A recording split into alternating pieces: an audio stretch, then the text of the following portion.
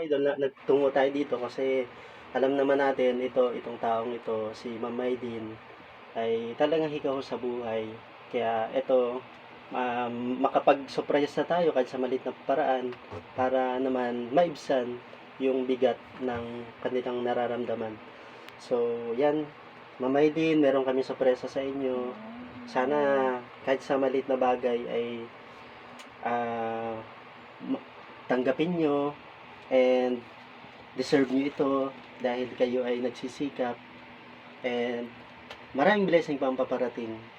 Kaya laban lang sa hamon ng buhay and mula po sa aming mga sponsor, sa aming mga kasama, meron po kaming inahandog sa inyo. Yay! Wow! Malalagyan na naman ng... Wow! 1 milyon! Parang nanalo. Marapol. Yan pa. Pandungan mo na. Grocery. Wow! Ma'am Maylin, 1 milyon! Grocery package. Buklatin mo, dali. Ano po? Wow! Lagyan mo sa table. Wow! Wow! Sabi ko may blessing akong darating eh. Wow! Wala naman nalaman.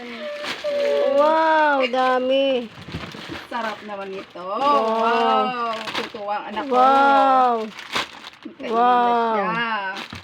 Yan. Wow. May ulam na kami mamaya. Wow, ulam. Ah, lucky me. Ang tagdag ko sa akin. Lucky 7. Oh, oh! Century. Nako.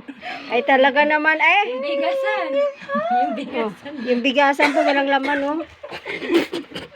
Ayan mo. Tapos ari yung kanyang rep. Ma'am, Mag-face to.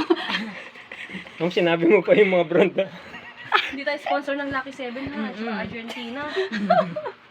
Sabihin, ba, ano yun na, commercial ata yun ha. Sponsor ata Ayan. ng Argentina yun ha. Mm. Nakakatuwa naman. San Marino, tuna, Milo. Picture tayo. Yoy! Iba naman yung ano. Hindi puro hataw lang. Minsan din. Ma'am Nelly, dito ikaw. Lalo na ngayon ang package, 1988 na lang.